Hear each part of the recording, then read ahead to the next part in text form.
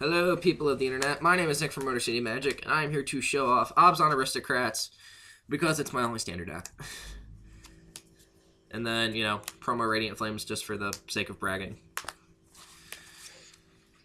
So this is what I'm going to play until it either rotates or I get sick and tired of playing it. I love this deck so much. Heart and baby. Built it when BFC first came out. I've made so many people salty. So, second place at a GP side event. Yeah. Second place twice at a GP side event, and then the judges fucked me over. So, one Windswept Heath because I'm poor. 3 Evolving Wilds to get the basics out of the deck. 4 Citadel. You need it to make all 3 colors of mana. The man lands are 2 Shambling Vent and 2 Hissing Quagmire. When you pair these with Ascendancy, it's just broken because they can keep the counters, and then when they die, they make spirit tokens. So they'll probably go up once everything else rotates. 2 Canopy Vista. This is going to go to 3 as soon as I can find a third one, just because it's fetchable from the Windswept Heath, and it can come into play untapped. Current Pain lands, 2 Llanowar Wastes, and a Caves of Koilos. These are going to go up just in numbers in the deck. And for my basics, 3 Swamps because we're basically mono black. 2 Forests for the green splash, and 1 Plains to play Ascendancy on turn 3 because when you play Ascendancy on turn 3, your opponent is salty as fuck. That's it for lands. 23, I believe. On to the actual creatures. 4 Bloodsoaks. Best creature in the deck. No ifs, ands, or buts. The fact that this can come back basically whenever. You can combo it with Nantuko Husk and kill your opponent on turn 4, so yay. And then I play 4 Hangerback Walker. This replaced Carrier Thrall for me. Once these rotate, these might become the Carrier Thralls, but this is just so much better than Carrier Thrall, just because the fact it makes more tokens and it has more utility. Sure, when it gets exiled, you cry, but you can actually kill your own Hangerback Walker in this deck so easily just to make the tokens. And the tokens having flying are so relevant in the mirror match and in like control matchups and everything. Not to mention you could just cast it for 0. Too. Yeah, you can cast it for 0, just fucking around with it. Just to get a death trigger. And believe it or not, there is the Abzan Aristocrats mirror match. I have played it multiple times. It's cancer. I don't know why we have to have the mirror match, but it is. 4 Cutthroat. Second best creature in the deck. Whenever anything dies, you gain life. Helps you against aggro. Win condition against control. Just all around a perfect card. 3 Ollie. I love this card so much. A, because I pulled this one at pre-release. And B, you can just start sacking tokens and hangerbacks and gaining life. And if randomly you're at 30 life, you can just start exiling stuff. You just don't have to give a fuck. Only 2 Nantuko Husk because it's the worst card in the deck.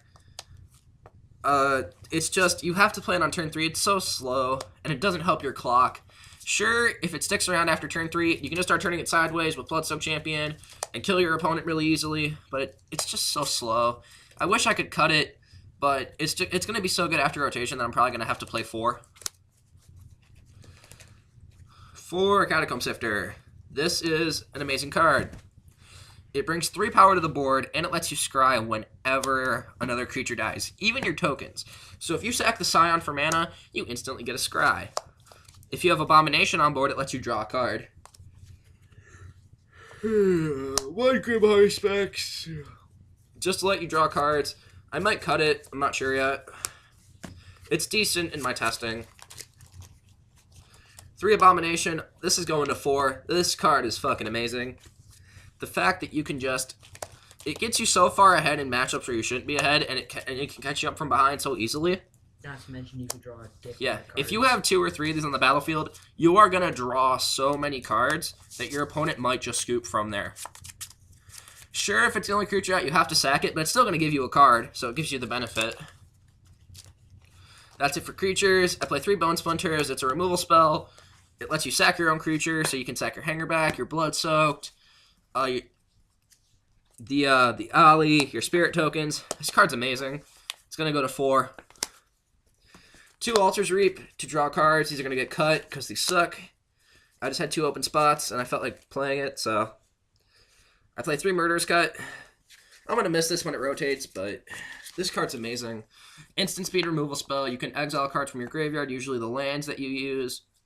And it can kill any creature unless it has hexproof, or indestructible, but you don't care about that. You just want stuff to die. Or, if worse comes to worse, you can use Murderous Cut and Bone Splinters to kill your own creatures for death triggers, which that actually comes up quite often. And then, the best card in the whole deck, 4 Ascendancy. I wish I could play 10. This card's amazing. Put counters on your creatures, and when they die, make spirit tokens. You can get 2 of these out, 3 of these out. You know, once you get multiples of these with Zulaport Cutthroat, you basically can't lose. You're just going to generate so much board presence that they're either going to need, like, a Kalitas, or they're going to need a way to just wipe away all your tokens. And that's not really going to happen very often. So there's the main deck, 60 cards, obviously. Let's go to the sideboard. 1 Felidar Cub. Mirror Match, Hardened Scales, obviously. 1 Minister of Pain. This is for a Tarka Red, just to kill their tokens. And then you can sack itself, get your death triggers, yada yada yada. Amazing card. 1 Tassiger for control. Sometimes you bring it in the Mirror Match. I don't like it in the Mirror Match, but sometimes you have to bring it in. 3 Duress, control, aggro, basically everything. 2 Naturalize to blow up artifacts, usually against Eldrazi because they have Ghost Fireblade. And you can also blow up Ascendancy in the Mirror, Hardened Scales, stuff like that. 3 Feed the Clan for their Atarka Red. And you have 4 power creatures in the form of your Smothering Abomination. You can get Nantukos to 4 power, and you can get Hangerback Walker to 4 power. So you could easily just gain 10 life, and this makes you automatically go to 30, and then Ollie can start vindicating some stuff. It's also good against aggro. That's what I said. Double Radiant Purge. For those of you who don't know what this card does, 1 and a white to exile multicolored creature or multicolored enchantment. This was for Anafenza, and I'm going to keep it for post-rotation, because it can exile any of the Dragon Lords, and it can also exile any of the Ascendancies. In the Mirror Match, when you exile an opt-out Ascendancy, it's just like, wow. I need to stop drinking caffeine. But Not too many people play Abzan Ascendancy in the Mirror Match. Well, like, I've had to play the Mirror Matches with Ascendancy. It's awful. But anyway, mostly for the Dragon Lords, because, you know, fuck the Dragon Lords. And you can just, you know... Also, there's also other multicolored creatures you can exile, like Catacomb Sifter. Oh, wait, no, it's Devoid, so never mind. But mostly for Dragon Lords. 1 Vampiric Rites to control, to draw cards and gain life, obviously. Really good card. And then the last card in the whole 75, Evolutionary Leap. This card leads to so many loopy plays that your opponent wants to punch you in the mouth. Legit. You can sack a Hangerback Walker, and then find a Hangerback Walker. That is one of the saltiest plays you can ever do in this deck. Make a bunch of Thopters, get another Hangerback Walker, make a bunch of more Thopters, and make your opponent cry. I might start mainboarding this card, because this card is really ridiculous. Just the fact that these can just generate so much advantage with an Ascendancy, because there are games where you're going to pull off Vampiric Rites turn 1, Leap turn 2, and then usually set up some creatures, and then Abzan Ascendancy, and then start sacking them to these, and getting your cards back. Even against control decks with Kalitas, these get you right back in the game. So, I might start mainboarding them. I'm not sure yet. It's going to take some testing for rotation, but... I hate Kalitas. Well, you're playing a black deck. You should play Kalitas. I was thinking about it until I realized how, like, Kalitas is kind of expensive and it takes up, like, too much time and it can easily just get crackling doomed. Well, I mean, we're rotating out of a format with a bunch of removal. The only thing that's going to kill him is just, like, Languish and stuff. But anyway, that's my Aristocrats deck for Oath of the Gatewatch Season of Standard. Thank you guys for watching, and I'll see you guys next time with some other random thing.